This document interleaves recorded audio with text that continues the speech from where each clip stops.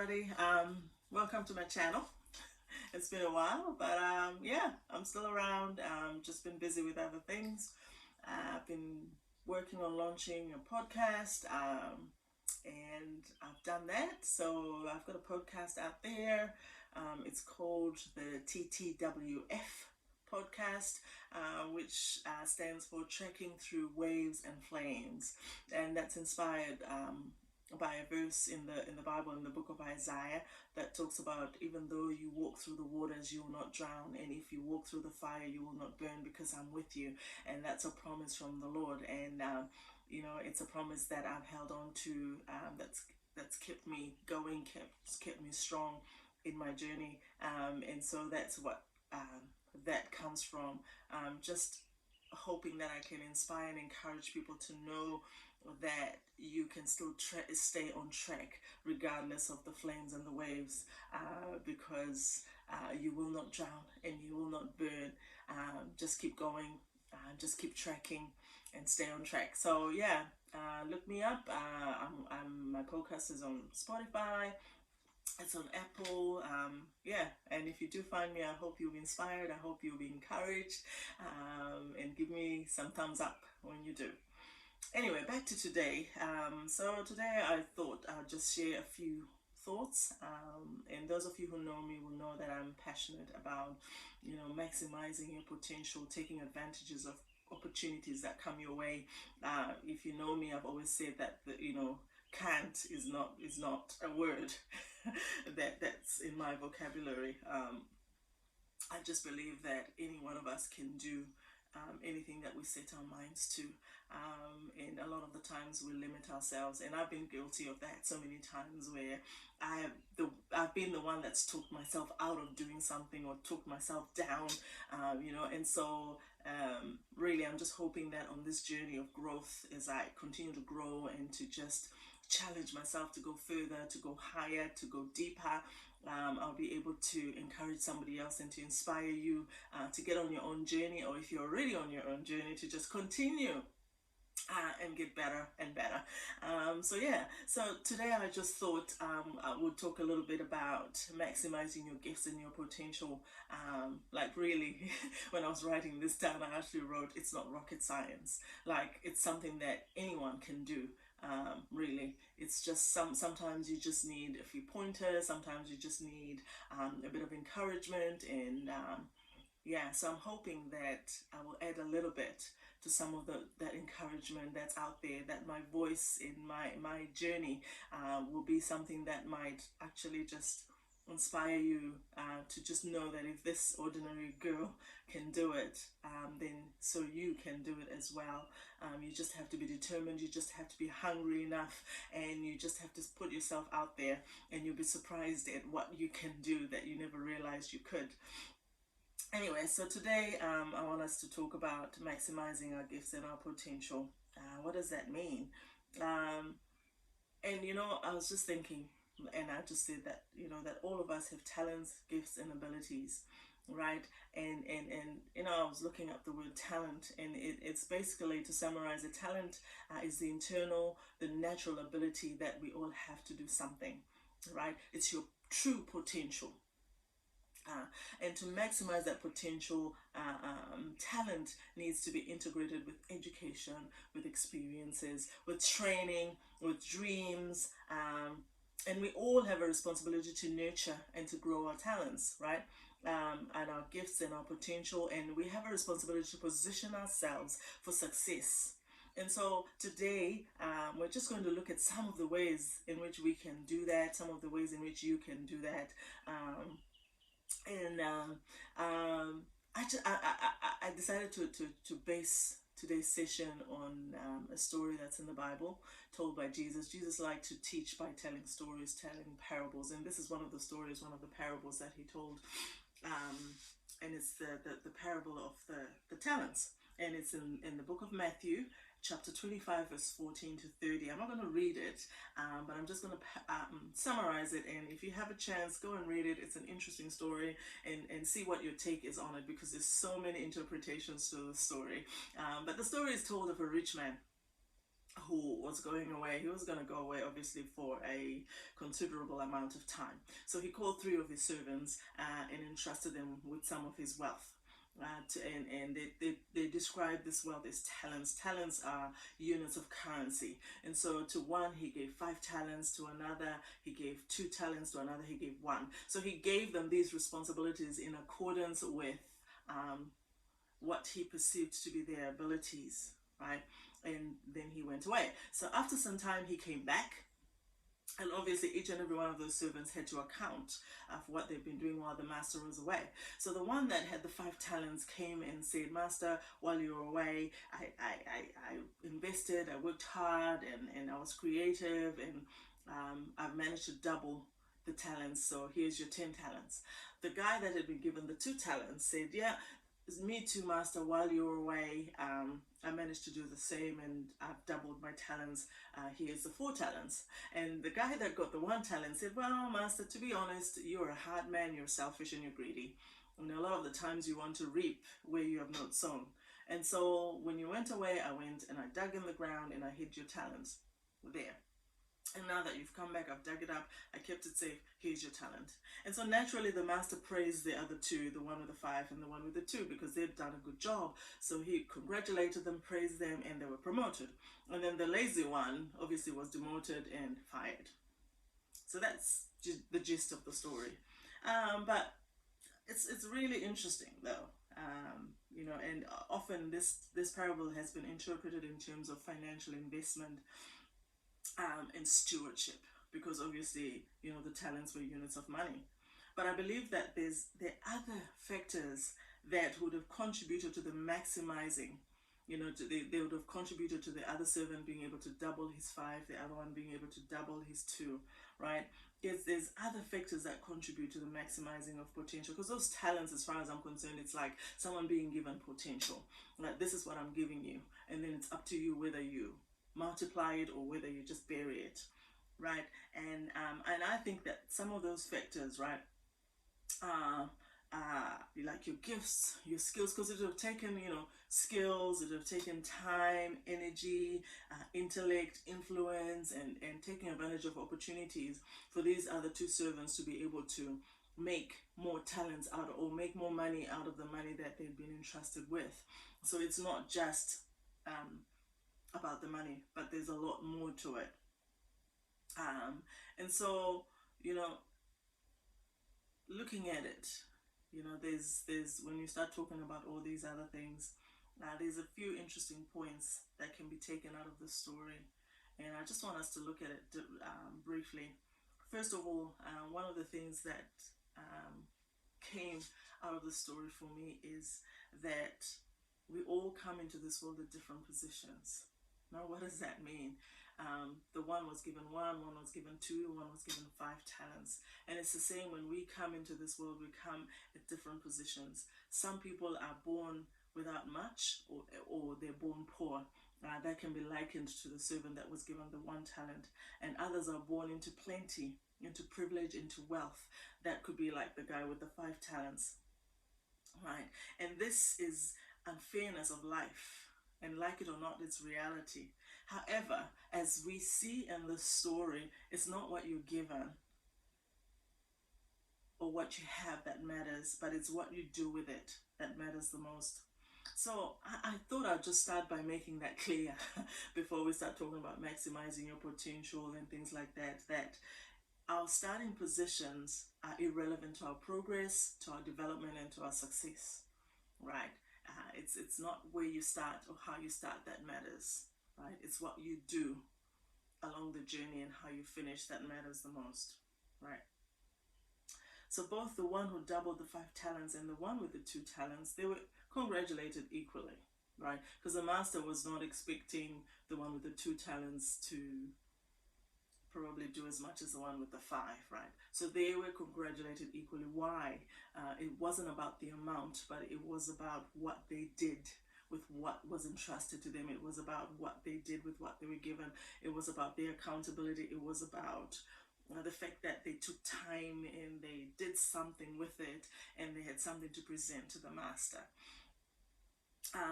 And so really, It's about being faithful with whatever you've been given.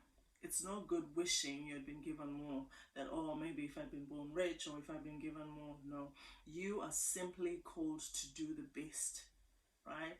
You can with what you have. And to be faithful means to use the gifts and the abilities that God has given you.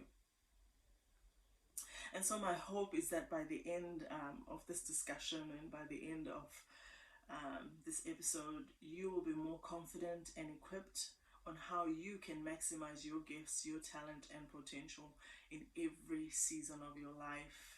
It's the same principles. It's just how do we apply them to the different seasons of our lives, and sometimes even in crisis seasons. Same principles apply. It's about doing the best, being faithful with what you've been given.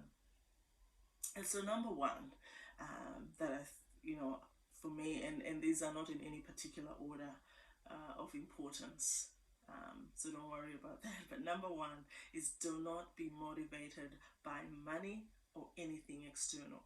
So don't let money or external things be your motivator when you are working on maximizing your potential, your talents, and who you are. Don't be motivated by money. Don't be motivated by external things, right?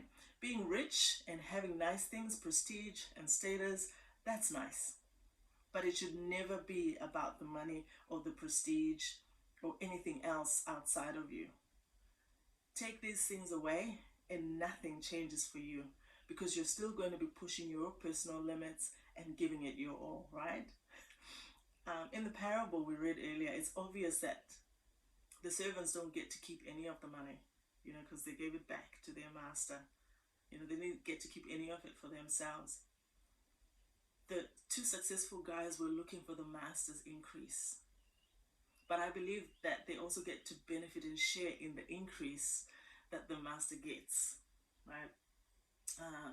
And so from this, we need to see and to know that true reward comes from serving others.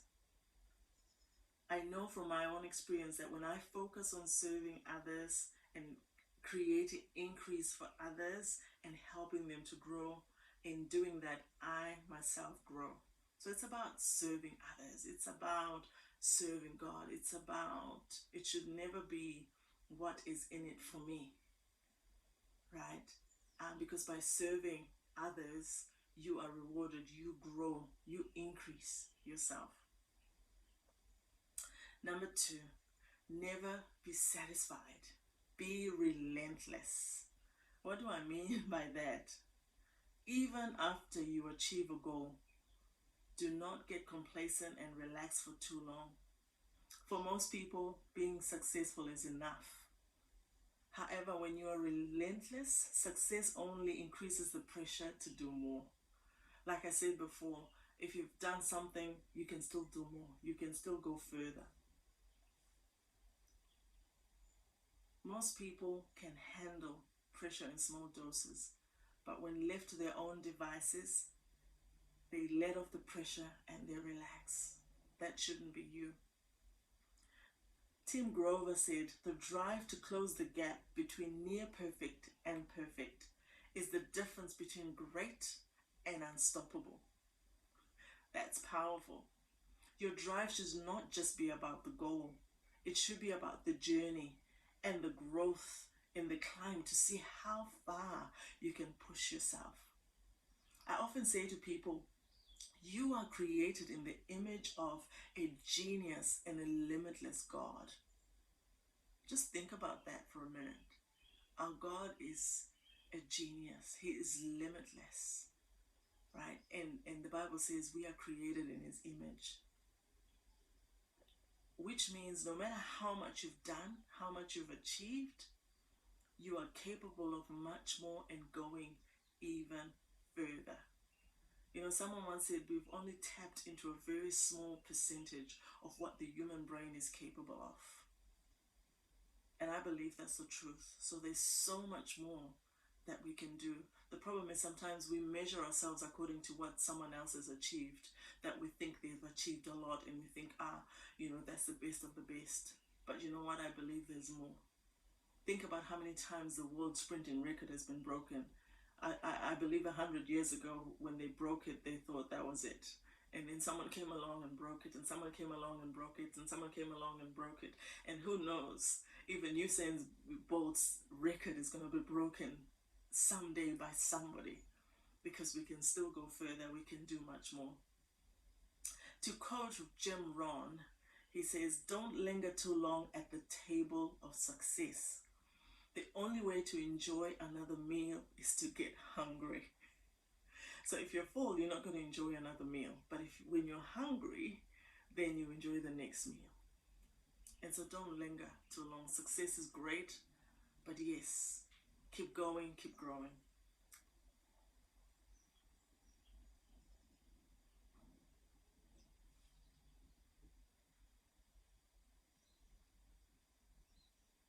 Number 4, don't get crushed by success. Most people can't handle success, authority, or privilege. It makes them lazy. Is that true or what? It really does. When they get what they want, then they stop doing the very things that got them there. Here's what Greg McKeown said: "Success can become a catalyst for failure."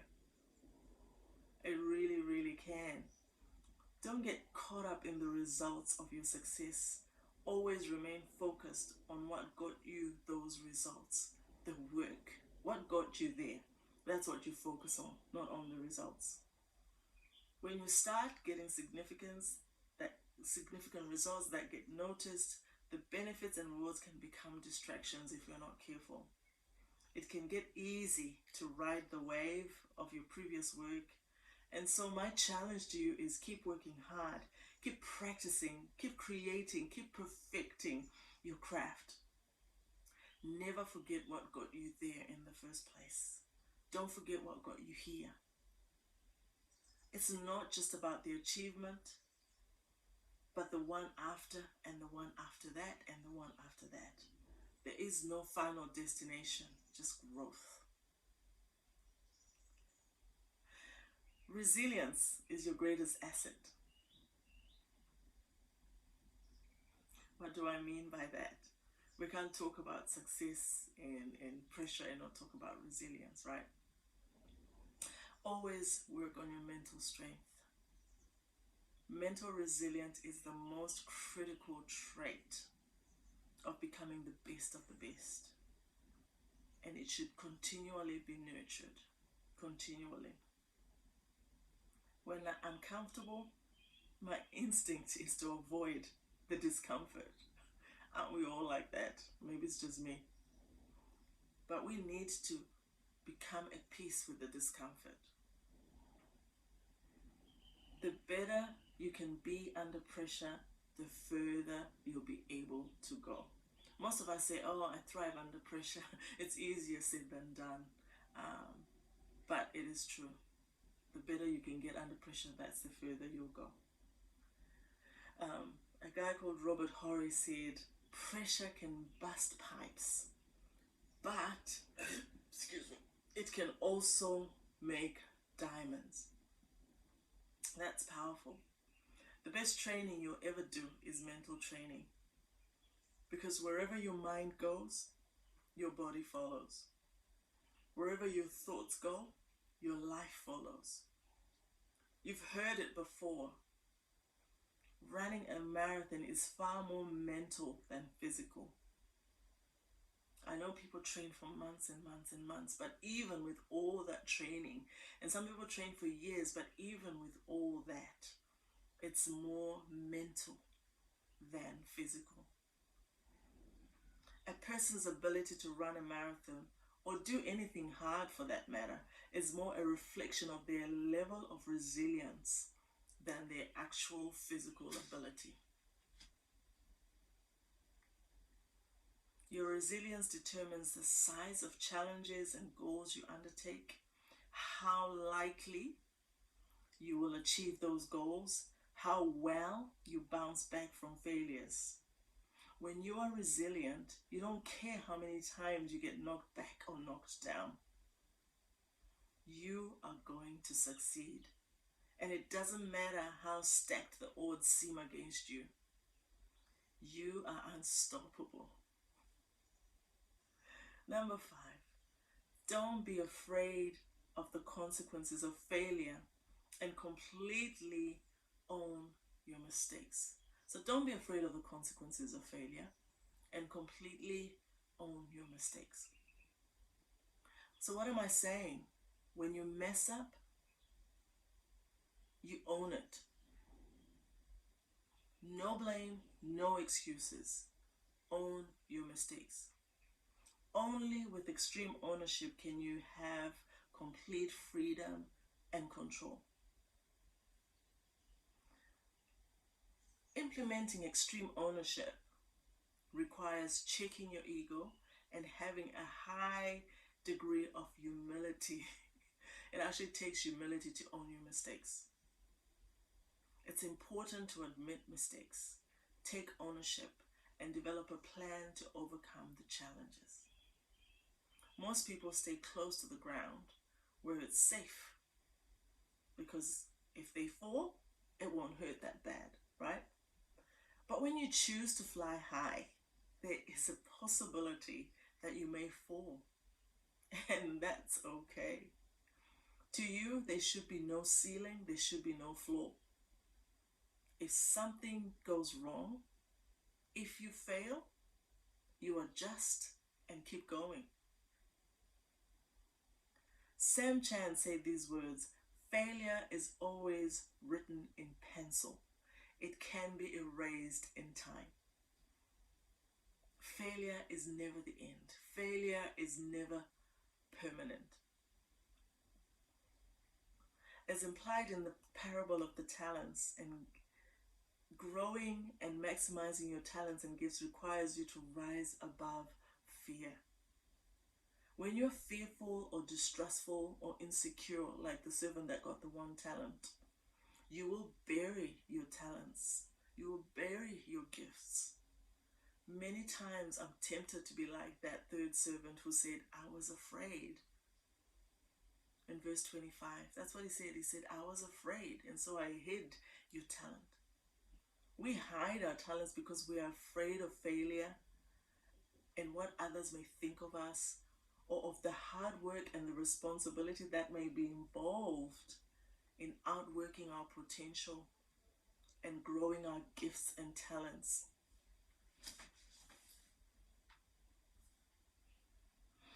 Number 6, this is a good one. Don't compete with anyone. Don't compete with others. Most people are competing with other people all the time. They continuously check in to see what others in their space, their competition, are doing.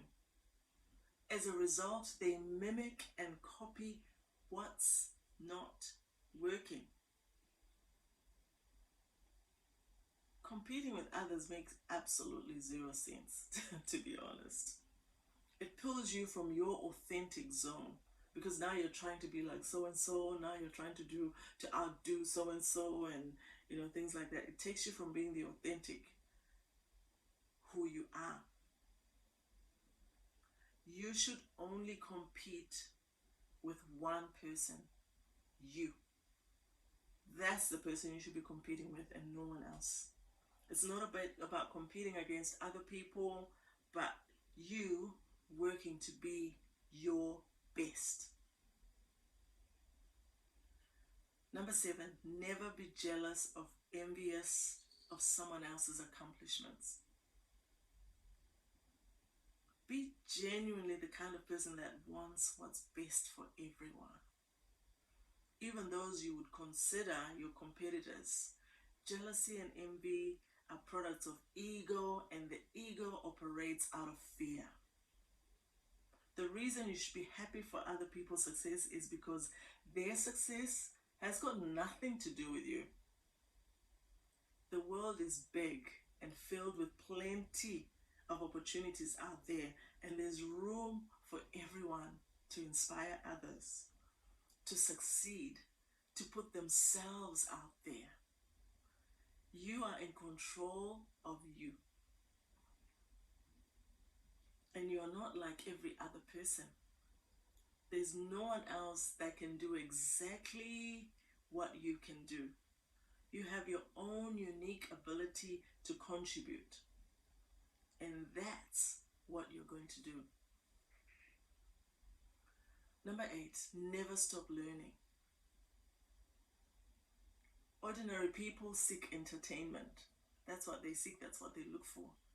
But extraordinary people seek learning. They seek educational learning. When you want to become the best at what you do, you never stop learning new skills and expanding your horizons. You never stop improving, honing your skills and knowledge. Do further study, attend seminars, read books, articles, blogs, watch videos of experts. Do whatever it takes to learn. The mentally tough people are learners who understand that the world is not made up of winners or losers. Instead, they are learners and non-learners. The Bible says in 2 Timothy chapter 2 verse 15, study to show yourself approved. In other words, study to become more intelligent and make yourself more likable, more attractive, and make yourself be on demand. Let them look for what you have. Let them come after what you have. Mentally tough people are the ones that end up successful at what they do. Those that were born smart and talented are not necessarily the ones that make it in life. Let me just put it out there. That's because they don't usually have to work hard at something, because it all comes naturally to them. And so when times get tough, guess what they do? They give up. Right? But mentally tough people are those who know that just because they may have started up smart, gifted, or privileged, it doesn't mean they'll end up the smartest or the most successful. They always look for ways to learn, to improve themselves, to grow. Always be on the lookout for opportunities to learn and to grow in areas that are both engaging and meaningful to you. So don't just do it for, other people. Let it be meaningful to you as well. Number 9, surround yourself with people who remind you of the future, to look to the future and not the past. What do I mean by that? When you surround yourself with people who remind you of your past, who are happy doing what they've always done, you'll have a hard time progressing. Surrounding yourself with people who you want to be like, who are where you want to get to, or who are going to where you are going, allows you a fresh slate. You are no longer defined by your past, only the future you're creating. It's great to have lifelong friends, don't get me wrong, but they don't necessarily have to be in your current inner circle of influence. Sometimes the people that supposedly know us the most, even though they mean well, may not be what we need to get to the next level. To quote Jim Rohn, you are the average of the 5 people you spend the most time with. Think about it. Number 10, let things go. Being unstoppable requires that you do not carry unnecessary mental and emotional baggage. You need to immediately and completely forgive anyone who has wronged you. The science is clear. Forgiveness improves not only your emotional health, but also your physical health. However, forgiveness doesn't necessarily mean that you forget, right? And it doesn't mean you have to do further business with those who have wronged you. but you are not weighed down by the pain and the bitterness of what they did. And you are wiser to ensure that what was done to you does not hinder your progress or your success. Number 11, have clear goals. According to loads of psychology research, the most motivating goals are clearly defined and they're time bound. I'm sure you've heard this. SMART goals, right? Yeah. Your goals can either be focused on your behaviors. For example, I'm going to write 500 words per day of my book, right? Or on the outcomes that you're seeking.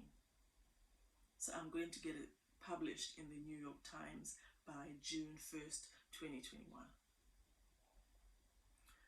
I'll just repeat that. There are two types of goal. You can be focused on your behaviors, what you're going to do. I'm going to write 500 words per day. Or it can be focused on the outcomes. I want to be published in the New York Times by 1st of June 2021. And so having clearly defined goals means your why is clear. And when your why is strong enough and clear enough, the how will take care of itself. Most of the time, we focus on the how. We want to do this, we want to do that, we want to do this. And so you wonder why some people, sometimes even with the diets, it's a yo-yo, you go up, you go down, or you seem to be progressing and then you don't. And a lot of the times it's just because the how, the why is not clear enough. So have clearly defined goals and the how will fall into place because you see clearly where you're going. You know exactly where you want to get to by when. And then the how takes care of itself. When the goal is clear, then the work or the challenge of the how becomes irrelevant. As you are focused on doing whatever it takes to get the results you are aiming for. Set goals that far exceed your current capabilities. You need to aim further than what you are capable of. That's what I said at the beginning. Aim for the sky. Don't aim for the treetops. Aim for the sky. If you think you're unable to work for the best company in the world, then make that your aim. If you think you're unable to be on the cover of Time magazine, then make it your business to be there. Make your vision of where you want to be a reality. Nothing is impossible. Truly. If your goals make sense, they won't force you to push your perceived limits. If your goals make sense, you're not going to push your limits. Your goals should challenge you to be someone more than what you currently are. And again, I love Jim Rohn. He said, don't wish it was easier. Wish you were better. Don't say, oh, I wish it was easier. Wish you were better. Aim to be better. Strive to be better. Work to be better. Number 12. Respond immediately rather than analyzing and stalling. Stop analyzing and stalling. Stop procrastinating, in other words. Just do it. Train yourself to respond immediately when you feel you should do something. Stop questioning yourself. Don't analyze it. Don't question whether it came from God or from yourself.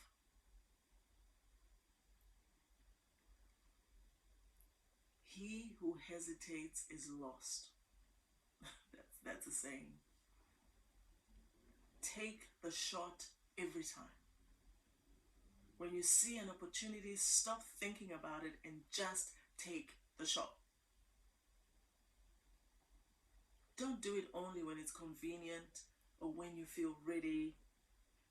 You'll figure out to do and whatever adjustments you need to do after you've taken action. Until you take action, it'll all be hypothetical. It won't be practical. Someone said, if I fail, more than you, I win. It's been said that every shot you don't take is a miss. And most people are paralyzed by fear. I can't emphasize that enough. And they don't want to take the shot. Just take the shot. A great book to read on this is The 5-Second Rule by Mel Robbins. The 5-second rule is a simple one-size-fits-all tool for the common problem we all face, holding ourselves back. And the 5-second rule, the author suggests that it takes just 5 seconds, to become confident, break the habit of procrastination and self-doubt, to beat fear and uncertainty, to stop worrying and feel happier, to share your ideas with courage. 5 seconds. 1, 2, 3, 4, 5. 5 seconds. It's a great book. Find it on Amazon and read it. It's really good. Start before you're ready. My challenge to you is just start before you think you're ready. Start. There's a Chinese proverb that says the best time to plant a tree was 20 years ago. The second best time is now.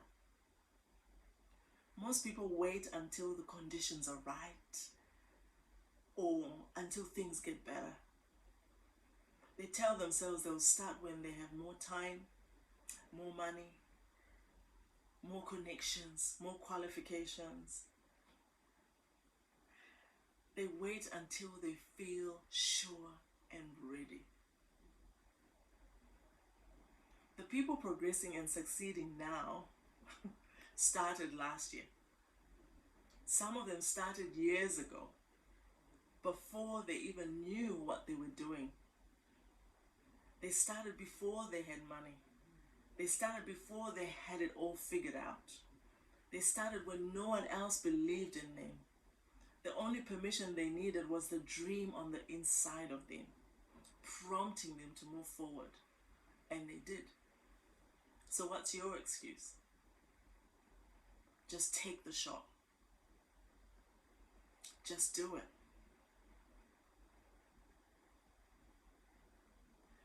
Number 13, make time for recovery.